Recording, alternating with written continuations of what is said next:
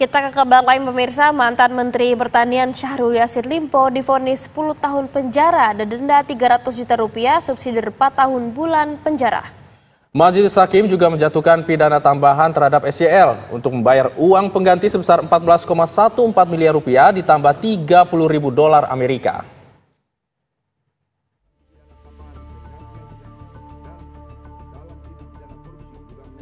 Majelis Hakim Pengadilan Tindak Pidana Korupsi Tipikor PN Jakarta Pusat menjatuhkan vonis 10 tahun penjara dan denda 300 juta rupiah subsidiar 4 bulan penjara kepada mantan Menteri Pertanian Syahrul Yassin Limpo. SYL dinilai terbukti secara sah dan meyakinkan menurut hukum melakukan tindak pidana korupsi secara bersama-sama di lingkungan Kementerian Pertanian. Selain pidana utama, Majelis Hakim juga menjatuhkan pidana tambahan terhadap SYL untuk membayar uang pengganti sebesar 14,14 miliar rupiah ditambah $30.000 Amerika subsidiar 2 tahun penjara.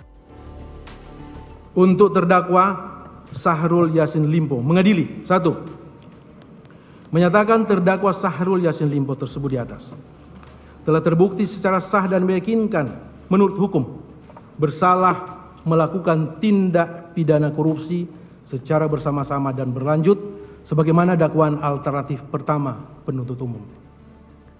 2. Menjatuhkan pidana terhadap terdakwa Syahrul Yassin Limpo oleh karena itu dengan pidana penjara selama 10 tahun dan denda sejumlah 300 juta rupiah dengan ketentuan apabila denda tersebut tidak dibayar diganti dengan pidana kurungan selama 4 bulan.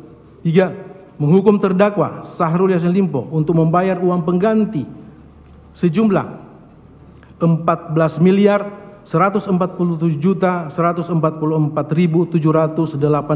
rupiah ditambah $30.000 Amerika paling lama dalam waktu 1 bulan sesudah putusan ini berkekuatan hukum tetap. Jika tidak membayar maka harta bendanya disita dan dilelang oleh jaksa untuk menutupi uang pengganti tersebut dengan ketentuan apabila terpidana tidak mempunyai harta benda yang mencukupi maka dipidana dengan pidana penjara selama 2 tahun. Menanggapi vonis hakim terhadap dirinya, Syahrul Yassin Limpo menegaskan akan menjalani segala bentuk hukuman dengan sebaik-baiknya sebagai bentuk konsekuensi dan risiko dari jabatan. Bahwa apa yang terjadi hari ini bagi saya, ini bagian dari konsekuensi jabatan saya. Ini adalah tanggung jawab kepemimpinan saya yang selama 3-4 tahun ini memimpin pertanian di dalam rangka memenuhi kebutuhan pangan nasional, di dalam rangka memenuhi ketersediaan pangan, di dalam rangka melaksanakan keterjangkauan pangan Indonesia dalam kondisi COVID. Oleh karena itu, mungkin saya sebagai manusia biasa, ini resiko leadership. Ini resiko dari jabatan, dari sebuah diskresi dan kebijakan yang saya ambil. Saya akan pertanggungjawabkan itu, adik-adikku teman pers.